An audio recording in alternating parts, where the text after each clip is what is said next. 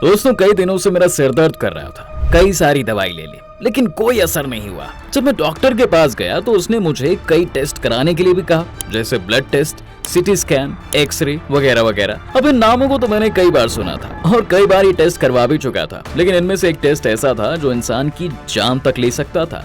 इसके बाद भी डॉक्टर उस टेस्ट को कराने की सलाह दे रहे थे, जिसका नाम था MRI। जी हाँ, मैं इसके बारे में ज्यादा नहीं जानता था, इसलिए घर आकर मैंने ये बात मेरे भाई को बताई। उसने मुझे समझाया कि आखिर MRI होता क्या है, और इसके बारे में जानते टाइम जब मैंने इसके रिस्क के बारे में पढ़ा तो मैं हैरान रह गया था। मेरे मन में ये सवाल आने लगा कि क्या सचमुच MRI मशीन किसी की जान ले सकती है? आप भी जानना चाहते हैं तो बने रहिए हमारे साथ आज के इस शानदार वीडियो में। देखिए, ये है MRI मशीन। इसे देखकर क्या लगता है आपको कि इंसान को इस मशीन के अंदर डालो और वो उसे स्कैन कर लेगी कि कहां कौन सी बॉडी पार्ट में क्या बीमारी है, राइट? आप यही सोच रहे हैं, लेकिन पूरी तरह नहीं। ऐसी कई चीजें हैं जो आपसे मिस हो गई हैं। दरअसल MRI स्कैन एक्सरे या फिर सिटी स्कैन से बिल्कुल अलग होता है, क्योंकि जहां एक तरफ एक्सरे या फिर सिटी स्कैन में खतरनाक रेडिएशन का यूज होता है, वहीं दूसरी तरफ MRI स्कैन मैग्नेटिक फील्ड पर वर्क करता है। जैसे कि नाम से ही पता चल रहा है, MRI मतलब कि मैग्नेटिक रेजोनेंस इमेजिंग स्कैन, यानी कि एक ऐसा स्कैन जो मैग्नेट की मदद से किया जाता है। लेकिन कैसे? दरअसल आपकी बॉडी में जहां जहां हाइड्रोजन होता है वहां उसके घूमने से एक इमेज बनती है। शायद ये बात तो आप अच्छे से जानते ही होंगे कि इंसान की बॉडी में टोटल 70% पानी होता है, और पानी के हर एक मॉलिक्यूल में 2 हाइड्रोजन एटम्स तो होते ही हैं। ये एटम्स पानी के साथ पूरी बॉडी में मूव करते रहते हैं, और जैसे ही इंसान MRI मशीन के कांटेक्ट में आता है तो इसमें लगी चुंबकें एक मैग्नेटिक फील्ड बना लेती हैं, और फिर ये मैग्नेटिक फील्ड हाइड्रोजन के एटम्स से जाकर मिल जाती है। ये दोनों मिलकर एक इमेज क्रिएट करते हैं, या यूं कहें कि हमारी बॉडी की एक क्लियर, डीप और 3D इमेज लेते हैं, जिसे हम कंप्यूटर स्क्रीन पर साफ देख सकते हैं। MRI स्कैनर इमेजेस को बनाने के लिए स्ट्रॉन्ग मैग्नेटिक फील्ड और रेडियो वेव्स का यूज करती है। ये रेडियो वेव्स मशीन की मदद से ही भेजी और प्राप्त की जाती हैं। यही सिग्नल बॉडी के स्कैन किए गए हिस्से की डिजिटल इमेज बनाते हैं। वही इमेजेस की क्वालिटी बढ़ाने के लिए एक कंट्रास्ट एजेंट का भी यूज किया जाता है। इन डिजिटल इमेजेस देखकर डॉक्टर्स बीमारी का अंदाजा लगा लेते हैं। दोस्तों, MRI मशीन की हेल्प से सॉफ्ट टिश्यूज वाले बॉडी पार्ट्स जैसे कि दिमाग, घुटने या फिर रीढ़ की हड्डी की बीमारी को आसानी से स्कैन किया जा सकता है। हालांकि इसके अलावा छाती, लिवर और दूसरी जरूरी ऑर्गन्स की जांच के लिए भी इसका यूज किया जाता है।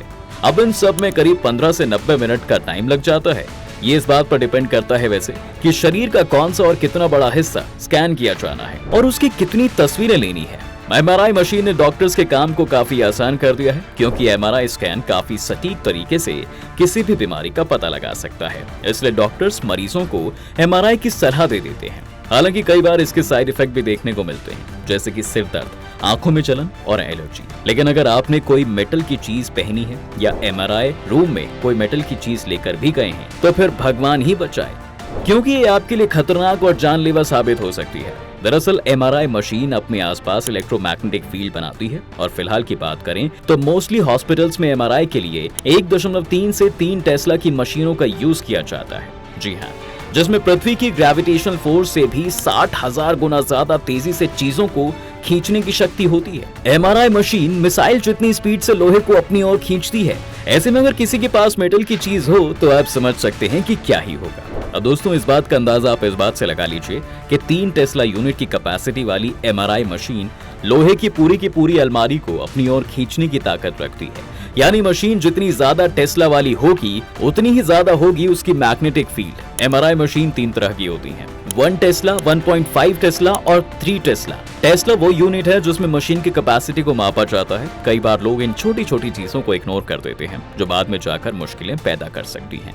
ऐसे हादसों में कई बार लोग अपनी जान गंवा चुके थे। वहीं एक महिला की जान तो जाते जाते बची थी। दरअसल हुआ ये था कि MRI रूम में जाने से पहले वो अपनी हेयर पिन निकालना ही भूल गई। फिर क्या था, जैसे ही वो मैग्नेटिक फील्ड के कांटेक्ट में आई, उसने अपना काम कर दिखाया।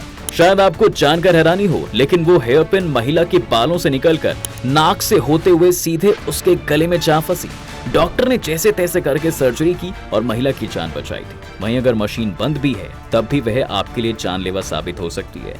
देखिए, मशीन बंद होने के बाद भी इसमें इलेक्ट्रोमैग्नेटिक फील्ड रह जाती हैं, जो चीजों को अपनी तरफ उतनी ही पावर से खींच सकती हैं। दरअसल मशीन 24 घंटे चालू रहती है। ऐसे में अगर उसका मैग्नेट काम भी नहीं कर रहा है तो भी मशीन में मैग्नेटिक इफेक्ट खत्म नहीं होता है। अगर किसी तरह की इमरजेंसी है तो इसके लिए मशीन में एक इमरजेंसी बटन दबा दिया जाता है, जिसके जरिए मशीन को पूरी तरह बंद किया जा सकता है। इसलिए एमआरआई रूम में जाने से पहले बेल्ट, अंगूठी, ब्रेसलेट और गले में पहनी हुई चेन तक उतरवा ली जाती है। मरीज के पास कोई मेटल की चीज ना भी हो तो भी कई बार अनजाने में गड़बड़ी हो जाती है। हो सकता है आपको यकीन ना हो, लेकिन नकली दांत, सुनने की मशीन और विंग, यहाँ तक कि मेकअप में भी मेटल का यूज किया जाता है, जो खतरनाक हो सकता है, क्योंकि जैसे ही मैग्नेटिक फील्ड इन टुकड़ों को अपनी तरफ खींचेगी तो इससे गंभीर चोट लग सकती है।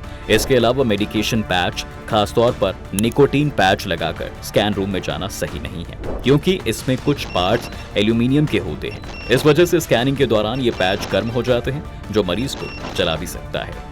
अब जैसे कि आप देख सकते हैं दोस्तों कि एमआरआई स्कैनर एक छोटा सा सिलेंडर होता है जो दोनों तरफ से खुला है। मरीज को पहले इस मोटर से चलने वाले बेड पर लेटाया जाता है और फिर कुछ इंस्ट्रक्शंस के बाद मशीन उसे अंदर खींच लेती है। कुछ केसेस में तो बॉडी के किसी खास हिस्से पर ही फ्रेम सेट किया जाता है, जैसे कि सिर या फिर छाती।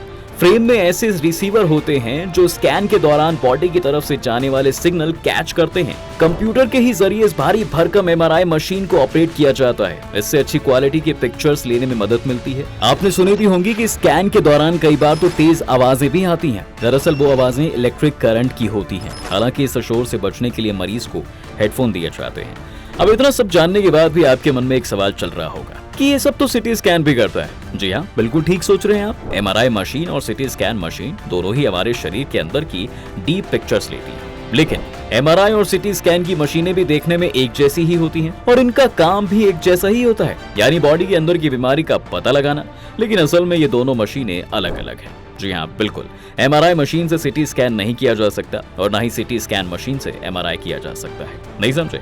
देखिए, दरअसल दोनों मशीनों को किसी पर्टिकुलर बीमारी या बॉडी के पर्टिकुलर पार्ट की जांच के लिए यूज किया जाता है। एमआरआई मशीन को जोड़ों, दिमाग, कलाई, टखने, छाती, हार्ट, रक्त वाहिकाओं से जुड़ी बीमारी की जांच के लिए यूज किया जाता है। वहीं सिटी स्कैन मशीन से टूटी हड्डियों, tumour, cancer, internal bleeding, infection etcetera का पता लगाया जा सकता है। अब दोनों में सबसे बड़ा डिफरेंस तो यही है कि जहां एक तरफ एमआरआई मशीन रेडियो तरंगों के जरिए काम करती है, तो वहीं सिटी स्कैन मशीन एक्सरे के जरिए। लेकिन एमआरआई स्कैन के बारे में कम जानते हैं लोग। इसकी सबसे बड़ी वजह यही है कि एमआरआई स्कैन सिटी स्कैन के कंपैरिजन में काफी एक्सपेंसिव भी है। इस वजह से इसका खर्च उठाना आम आदमी के लिए थोड़ा मुश्किल हो जाता है। वहीं जैसा कि हम बता चुके हैं कि कई मामलों में इन मशीनों का यूज करना प्रॉब्लम खड़ी कर सकता है।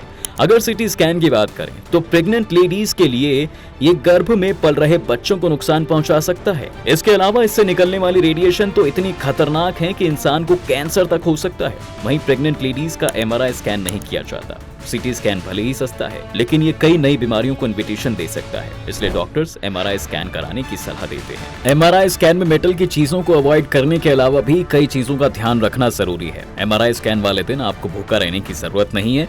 आप खाना और पीना खा सकते हैं और जरूरी दवाएं भी। हालांकि कुछ केसेस में स्कैन से कम 4 घंटे पहले तक भूखा रहना होता है। इस बारे में ज्यादा सोचने की जरूरत नहीं है। इसके लिए आप अपने डॉक्टर से सलाह ले सकते हैं। वहीं एमआरआई कराने के लिए मेकअप करके तो बिल्कुल ना जाएं, क्योंकि उसमें किसी भी मेटल का पाउडर हो सकता है। वहीं जिस व्यक्ति की एमआरआई होनी हो वह अपना पिछला सारा मेडिकल रिकॉर्ड अपने साथ लेकर जाए। अब वैसे तो मेडिकल स्टाफ आपसे ये जरूर पूछेगा, अगर ना पूछे तो भी आपको उन्हें सब कुछ बताना अच्छा रहता है, नहीं तो ये आपके लिए जानलेवा साबित हो सकता है और डॉक्टर्स की बात में कोई जिम्मेदारी नहीं होगी, क्योंकि स्कैन से पहले ही वो आपसे पेपर साइन करवा लेंगे। अगर बॉडी पर टैटू भी है तो उससे भी एमआरआई में दिक्कत हो सकती है।